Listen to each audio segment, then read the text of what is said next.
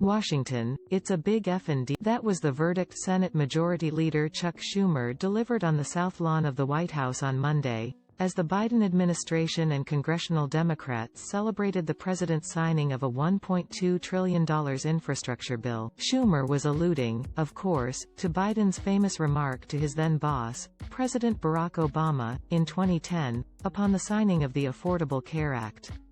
There would be few legislative victories for Democrats in the ensuing decade, as Republicans recaptured both chambers of Congress and then, in 2016, retook the White House. The streak changed a little more than a week ago, with Congress ratifying a singularly ambitious infrastructure bill that includes hundreds of millions of dollars for roads and bridges, clean drinking water and broadband internet, among other priorities that Washington had long promised but chronically failed. Accordingly, Monday witnessed something that, between the persistence of both the coronavirus pandemic and stalemate politics, has become a rarity in the nation's capital, a celebration, and a bipartisan one to boot.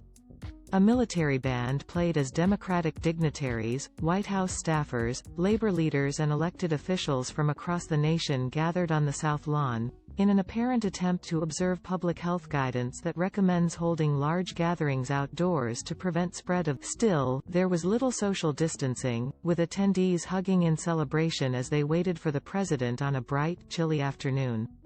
Among the many dignitaries present were the Reverend Al Sharpton, teachers union leader Randy Weingarten, Democratic powerbroker John Podesta, outgoing New York City Mayor Bill de Blasio and Mayor Lori Lightfoot. There were a few Republicans on hand too, reflecting the fact that the infrastructure bill did have some GOP support in both chambers of Congress. By contrast, a parallel social spending proposal, which the White House calls Build Back Better, does not, making its passage through Congress. One of those Republicans, Senator Rob Portman of Ohio, was among the lawmakers to give remarks ahead of the signing. Even as he praised Biden, Portman said it was his predecessor, former President Donald Trump, who had furthered the discussion on infrastructure, even if he ultimately failed to articulate a coherent case to Congress. Infrastructure Week even became a meme used to indicate a perennial a former budget chief in the administration of President George W. Bush, and an elder statesman in the GOP today. Portman praised the infrastructure bill as counterinflationary, a point that Biden and his allies have strenuously made in the face of riots. Another significant speaker was Senator Kyrsten Sinema, the Arizona Democrat whose support Biden needs to see through Build Back Better.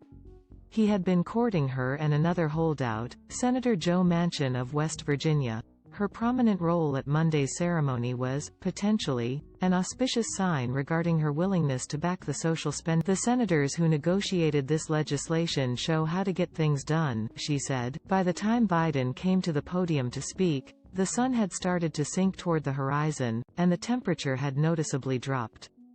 But that seemed to do little to dispel the mood of celebration and relief.